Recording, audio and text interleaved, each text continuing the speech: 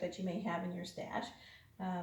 This is the back side that we'll definitely want to cut out for a block, but on the front side it has this little pocket, and you can save some smaller pieces, logos, the pockets, different ones, and cut out the little pieces and then put them together to make one big block.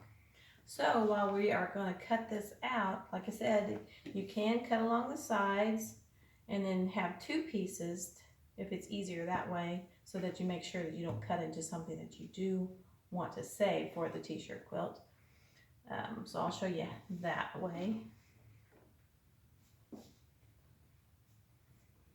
But yeah, just go up, kind of up the seam. I avoid the seams, cutting across them, it just dulls my blade that much faster. With your straight edge, help you stay more even. You're going to go just underneath that neckline.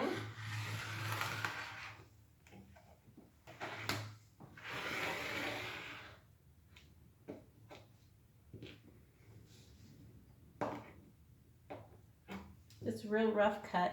It's fine. You can always save the leftover pieces. They make really good rags for washing the car with, or other jobs around the house.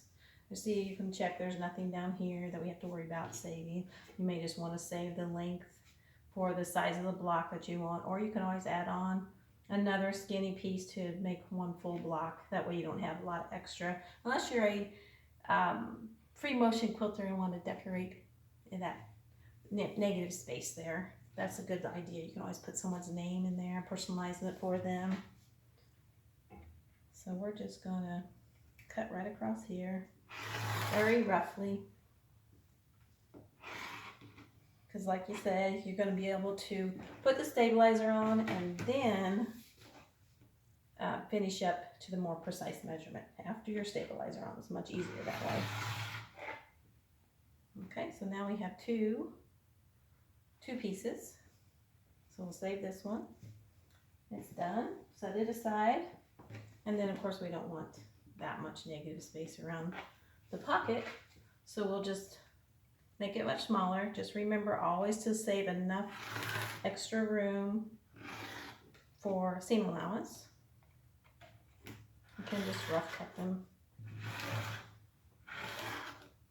until you're ready to know what size that you want to make them out of. So we'll set that aside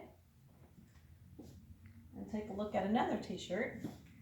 This one has pretty large picture on both sides, and that's something that helps you remember what the event was about. So again, we'll just cut up real roughly around the sides till we decide what size that we do want to make our blocks after we put the stabilizer on.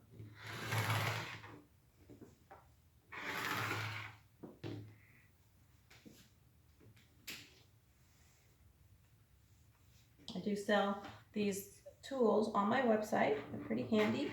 So if you'd like one for yourself, just go to www.quiltingfarmsteadllc.com.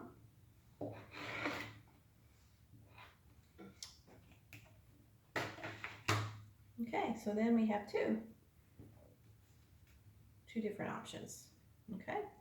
Again, remember, always leave plenty of room for the way it'll move until you get it ironed onto the stabilizer, and then we're going to cut it again, and you always want to make sure that you'll have that at least a good 1/2 inch seam allowance. It's different than those quilting projects, which are only a 1/4 inch. You're going to do a 1/2 inch just because it gets so thick and there's going to be a lot of bulk there. So with your seams, with the quilting, when you're doing t-shirt block quilts with the stabilizer, that thick stabilizer on there.